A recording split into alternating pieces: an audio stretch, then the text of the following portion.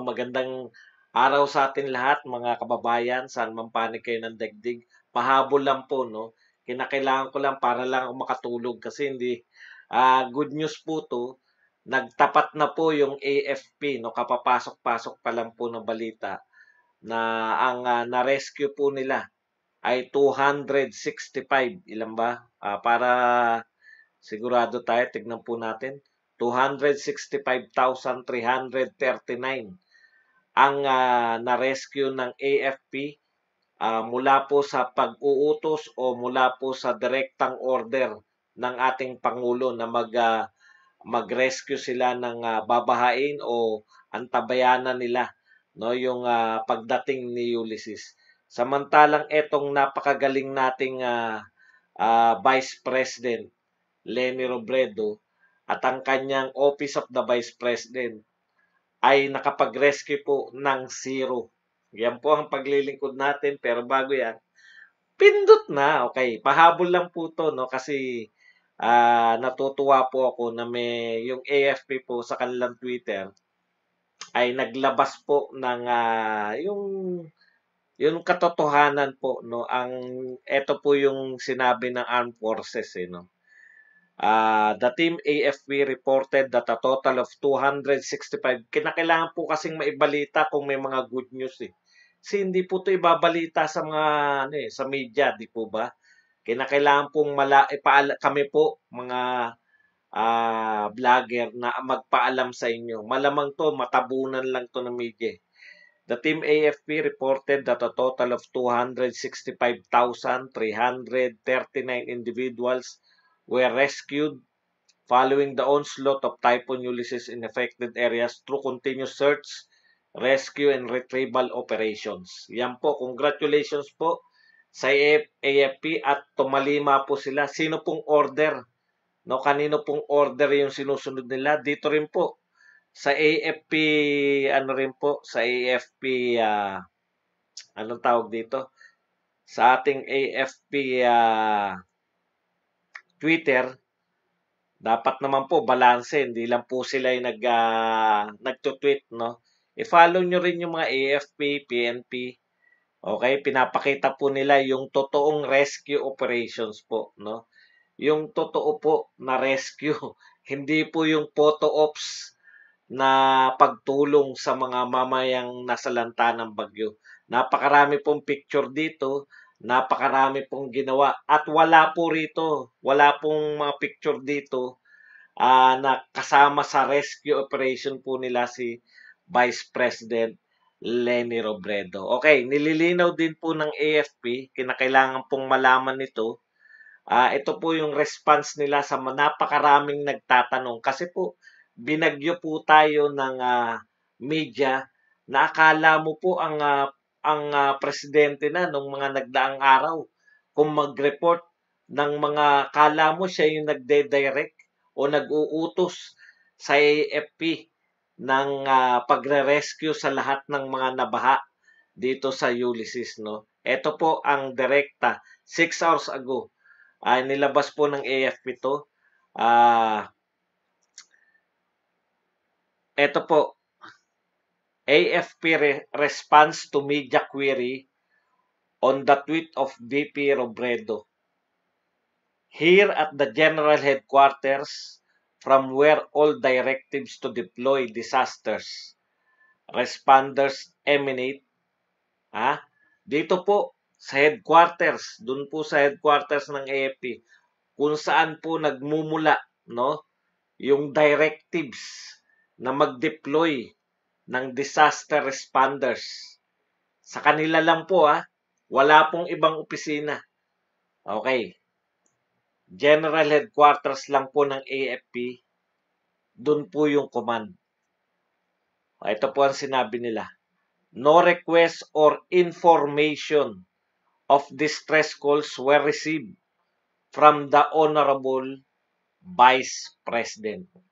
So, dinideny po ng AFP na may na-receive po silang mga distress calls from the Honorable Vice President. Alam po ninyo yung AFP, talagang napakagalang po. No? Kahit na po halatang-halata na itong Vice President natin, si Leni Gaulo, ay nagke-credit grab, no? Ay hindi pa rin po nila mabastos-bastos, no? Talagang honorable Vice President pa rin po. Dinideny po nila na nakakatanggap ang headquarters ng mga tawag mula sa Office of the Vice President na may kinakailangan i-rescue. So lahat po ng nire-rescue nila nasa field, lahat po ng nire-rescue nila, makita nyo naman sa mga picture, wala pong command from Office of the Vice President. Yan po ay direkta mula po sa utos ng ating mahal na Pangulo.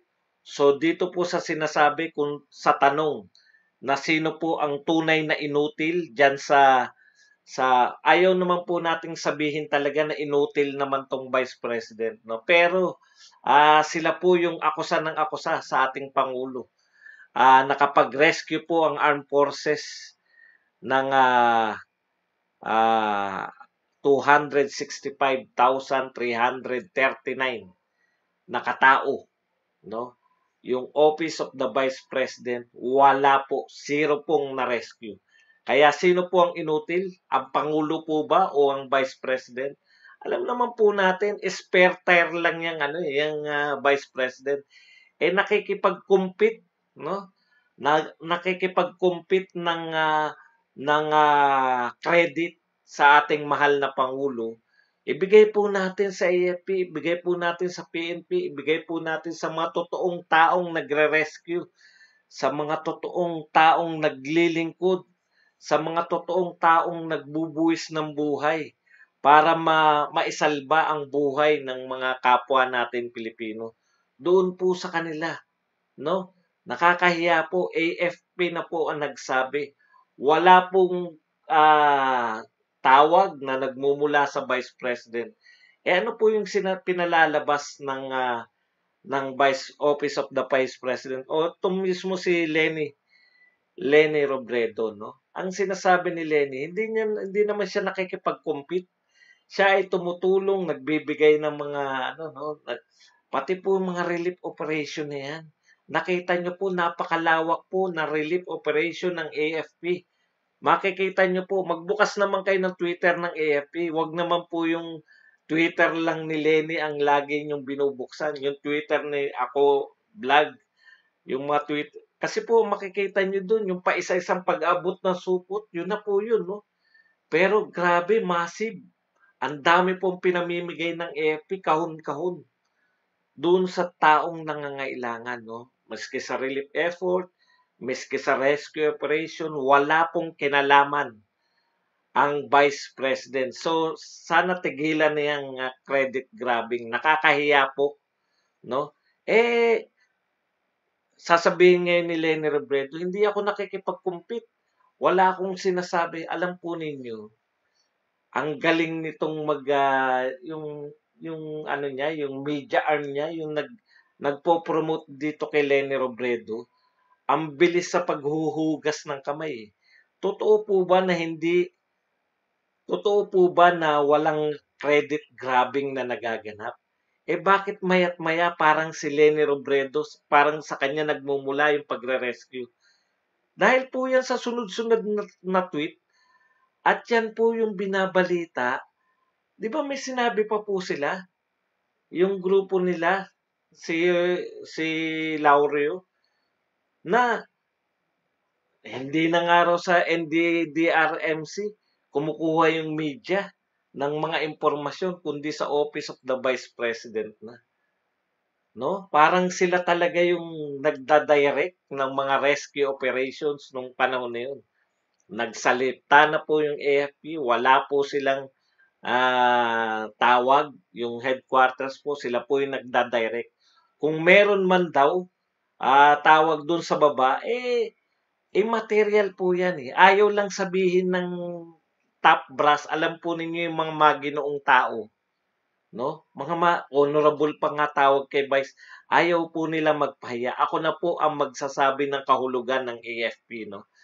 Ang aabot po ng AFP, kahit po magtatatawag si Vice President Lenny Robredo doon sa mga nasa field, immaterial na po yun dahil nagtatrabaho na po sila eh. Yun po yung sinasabi, no? Kasi ang sinasabi ngayon, ay hindi naman kami tumawag sa headquarters eh. Tumatawag kami sa mga tao sa field. Kahit na ilang tawag mo riyan, nagtatrabaho na sila. Nakakaistorbo ka pa nga, tawag ka ng tawag, may ginagawa na yung mga tao. Kaya pala tumatawag si Lenny Robredo, inaalam lang pala ang katotohanan, inaalam lang kung kasi akala mo talaga siya nagdidirect. Bigyan ko kayo ng halimbawa. Papakita ko po sa inyo yung mga tweet ni Aling Lenny nung panahon na yan. Baka sabihin nyo naman nambobola tayo eh. Ito po yung sunod-sunod na araw, no? Titignan po natin. Kayo na po maghusga kung sino ang nagsasabi ng totoo na hindi siya nagke-credit grab. So ngayon alam na po natin, no? 'Di ba? Alam na po natin ngayon na wala po siyang kinalaman sa rescue operation. Lahat po ng rescue operation, inutos na yan ni Pangulong Duterte. No? Before, dineploy na ni Pangulong Duterte 2 days bago dumating yung bagyo. Meron na siyang utos sa AFP, PNP, nakadeploy na po sa field na maaaring daanan ng bagyo. Matik na po yun. Ngayon, eto si Lenny Robredo, ito po yung kanyang mga pagke-credit grab. Nakala mo talaga, ewan ko kung nababasa po ninyo to. Ito. Dito po nagsimula Our prayers for Cagayan and Isabela. Teka lang, titignan ko lang kung nababasa nyo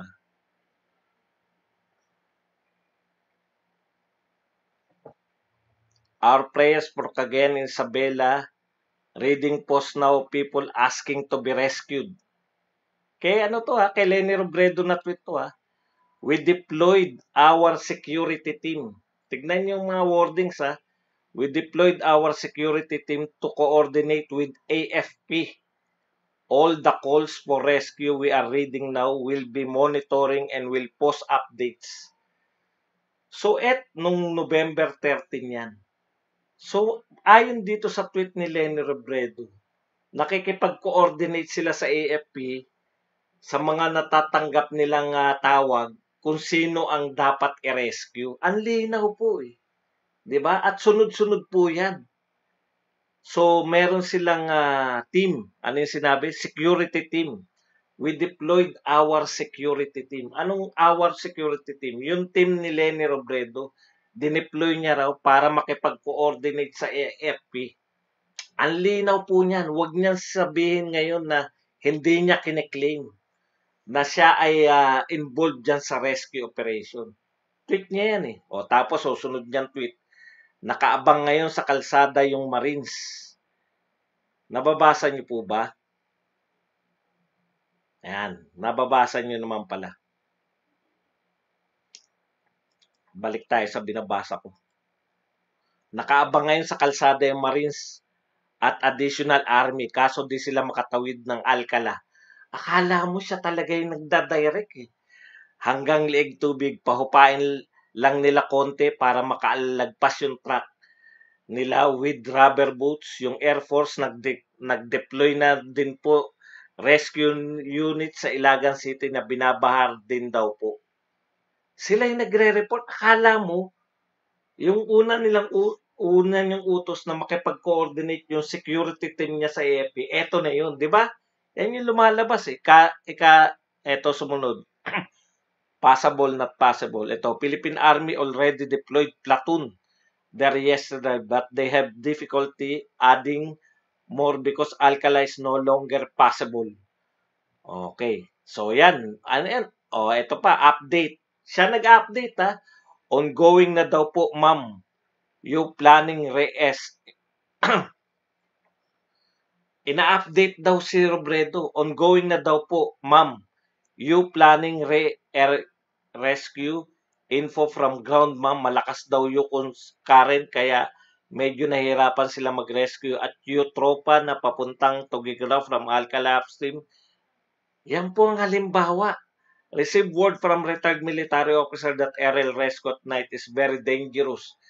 Siya yung kala mo nakikipag-cooperate. Eto pa, rest assured we are taking notes of calls for help. Ha? Siya tweet niya to ha. And forwarding them to rescue teams on the ground. Nung November 14 na to. Kanina, November 13 yung mga binasa natin. Posting here, PMP Headlines, Region 3, huge volume of requests for rescue but all will be assigned to rescue teams. Hindi ba, ano yan? Akala mo siya yung all requests for rescue but all will be assigned to rescue teams? Hindi ba pag binasa mo yan, parang pinoproject niya na siya yung nag-a-assign ng mga rescue teams? Ganyan po, ayan, sunod-sunod po yan. Our Cagayan Relief Ops continues. We'll get back to you as soon as we get hold of them. We will coordinate with people who are on the grounds. Siya raw nakikipag-coordinate. Di ba? Was informed by our team that 2 choppers already took off from Clark. About an hour ago after prepositioning Kawayan City, a rescue will already commence. We will be coordinating with people on the grounds. Anong ibig sabihin yan? Pag binabasa yan ng mga tao, siya mismo yung nakikipag-coordinate yung mga, yun po yung lumalabas doon. Pero sa mga picture sa AFP, wala ka pong nakikita na tauhan dyan ni Leni Robredo. Ganyan po kagaling, no? Itong tao na to. Yan. Kaya po ako natutuwa ako ngayon, nakakita po ako ng post ng AFP, no? Kasi ang pinagmamalaki na po nila ngayon, alam po ninyo kung ano na po yung pinagmamalaki. Teka muna, ilipat muna natin sa pagmumukha ko. sa mga tweet pa rin pala ni ano. Okay. Ang pinagmamalaki po naman ngayon, napikon yung Pangulo, di ba? Yun yung mga, ano nila, tinetrend nila eh. Bakit napikon? Sino pong hindi mapipikon? Pinalalabas ninyo na parang kayo tapos sasabayan yan habang nagtutweet si Leni, may sumasabay na mga supporters nila na hashtag nasaan ang Pangulo. Habang si Leni ay dinidirect, kino-coordinate niya yung rescue operation, yun yung lumalabas eh. Pag matino kayong nagbabasa, di ba? Pag matino po, pag inanalyze nyo po yung mga tweet ni Leni Robredo, sabay-sabay po yan, no? Habang si Leni Robredo, kino-coordinate niya yung mga rescue operations, nasaan ang Pangulo? Ayun naman yung sinasabi ng kanya. Nag-viral din yan eh, hashtag nasa ng Pangulo. Huwag niyo sabihin ngayon na walang hashtag nasa ng Pangulo. Huwag na tayong magbulahan. Natutuwa po ako sa sinabi ng AFP na wala po silang tawag na nanggagaling kay Leni Robredo. Therefore, yung command po ng pagre-rescue solely ay ibinigay sa kanila ng mahal na Pangulo. Sila po yung nag-rescue. So, Duterte sa utos sa AFP, sa utos po ni Pangulong Duterte, ay nakapag-rescue ng 236,000 na mamamayan sa Ulysses. Si Leni, sa kanyang napakagaling na pag-manipulate ng mga salita, no, sa Twitter, ay nakapag-rescue po kanyang Office of the Vice President ng 0 katao. Sino po ang tunay na inutil? Alam po ninyo, eto naman po, magtotohanan po tayo, no? Ano po ba talaga ang tunay na trabaho ng Office of the Vice President? Nung Vice President po, sa totoo lang, magtotohanan na po tayo. Magkakaroon lang ng tunay na trabaho yung Vice President kung hahalili na siya sa Pangulo kung may nangyari, kung ang na-impeach yung Pangulo, namatay ang Pangulo, o nagkasakit na maluba ang Pangulo, doon lang magkakaroon ng silbi ang Vice President. Ito lang naman po, ang Vice President na masyadong kung makaepal, no? Masyadong ngayon naghuhugas siya ng kamay. Binasa ko po sa inyo yung mga tweet niya. Leni Robredo, official po yun. Kayo na po magsabi kung hindi niya pinoproject na siya yung nagko-coordinate ng rescue operation. Pinoproject niya po sa tao na siya yung nagko-coordinate ng rescue operation na ginagawa ng AFP kasagsagan ng bagyo. Na sa totoo lang po, sinabi po ng AFP, wala silang na re-receive na telepono. Ngayon, ang AFP po, mula po sa taas yan, yung command. Hindi po baliktad po sa ground tapos yung ground po ang magko-command sa taas. Hindi po. Magsasabi sila kung ano yung sitwasyon sa ground. Pero ang utos po niya pataas, mula taas pababa. Sino po yung pinuno ng AFP? Sino po ang pinakamataas na pinuno ng AFP? Siyempre, kailangan pa ba nating i-explain yan na Pangulo ng Pilipinas ang nag-direct ng lahat ng yan? Kaya sa usapin po ng Bagyong Ulysses na gusto nilang ipakita na inutil na naman ang ating Pangulo. Kaya po yun yung paliwanag natin kung bakit ang Pangulo ay napipikon. Kung bakit ang Pangulo ay nagagalit. Kasi wala ka na nga silbi, ikaw pa ang pumapapil na, alam niyo yun, dahil sa kahinaan ng ulo ni Leni Robredo, hindi niya nakita na gustong i-project ng mga tauhan niya na siya yung nagda-direct ng lahat ng rescue operation na nagaganap nung panahon ng Ulysses. Kaya po yan, sinabi na ng Pangulo na napakasinungaling. Sino po ang tunay na kapanipaniwala? Yung AFP? Yung Team AFP? O etong team nito ni Leni Robredo na matapos mag-project na siya yung nagda-direct ng rescue operation ay i-deny niya ngayon na wala siyang sinabi, hindi sa kanila galing yung hashtag nasa ng Pangulo. Hindi pala sa'yo galing eh. E di dapat noon mo pa dininay na alam ko po kung nasa ng Pangulo, wag nyo na pong gamitin yan. Dahil alam mo naman na yun ay mga supporter mo, yung kukonti na yun. Okay, dahil masyadong gabi na po, kinakailangan ko lang pong pagbigyan yung aking yung aking sarili ng kasiyahan, no? Natutuwa po ako. At yung AFP, kinakailangan ko po ibalita, hindi po 'to ibabalita ng media. Kaya po pinagtiyagaan ko po kahit 12:00 na. Hanggang dito na lang, hanggang sa muli po natin pagkikita-kita.